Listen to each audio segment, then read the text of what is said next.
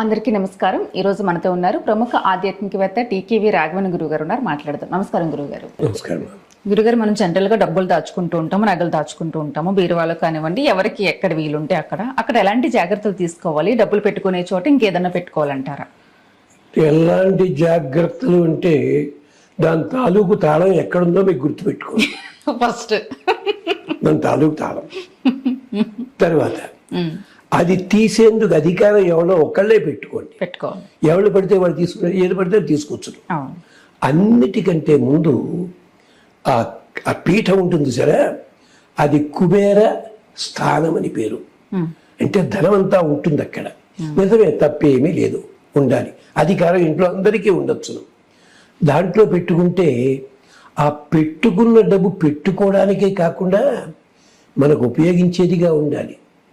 ఎంచేతంటే మనకి economics commerce అంటారు సార్, దాంట్లో చెప్తాడు వాణిజ్య శాస్త్రంలో డబ్బు అంటే ధనం అంటే అర్థం ఏమిటి?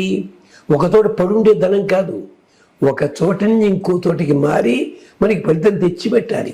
అలా ఉండాలి డబ్బు. ఇది అయితే మీరు అడిగిన ప్రశ్నలో అర్ధరార్థన బోధపడిపోయింది. ఏమిటి? ఆ పెట్టిన డబ్బు మరింతగా మరింతగా మరింతగా బాగా పెరగాలి. ఏడు మార్గం ఏం చేసుకోవాలి? దానికి ఓ పద్ధతి ఏమిటి అంటే, మీకు ఒకప్పుడు మన పెద్దవాళ్ళు చేస్తుండేవారు.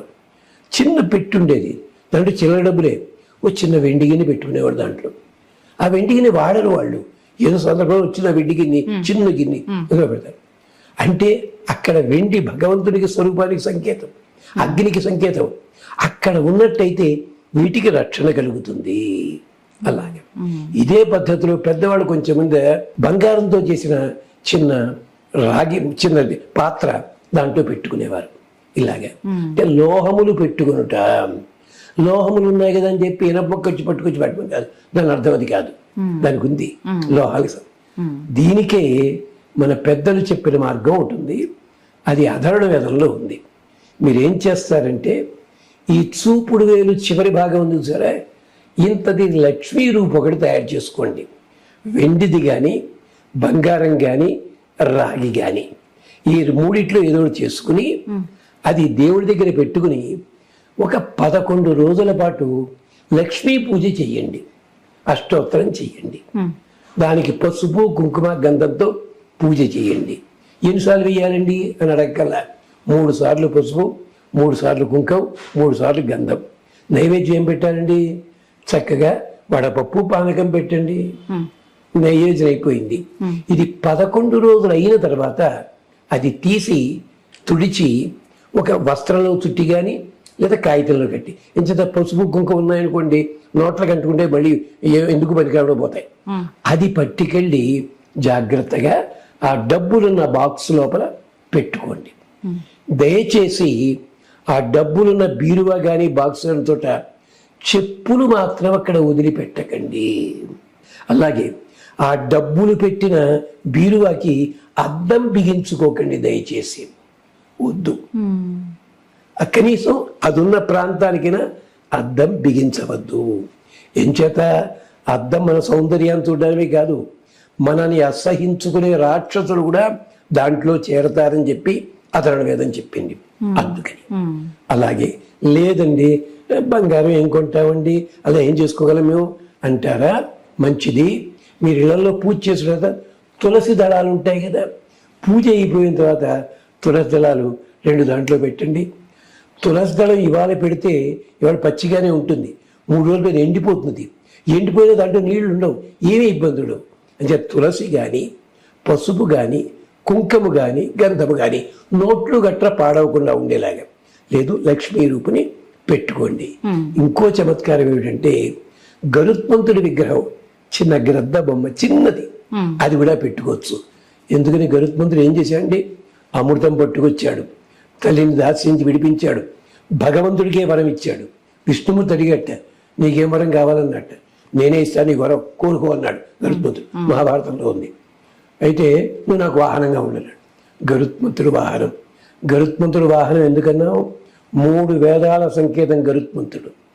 అందుకని లేదంటారా? ఇంకా సరదా ఉందా? చిన్న ఆవు ప్రతిమ, చిన్నది.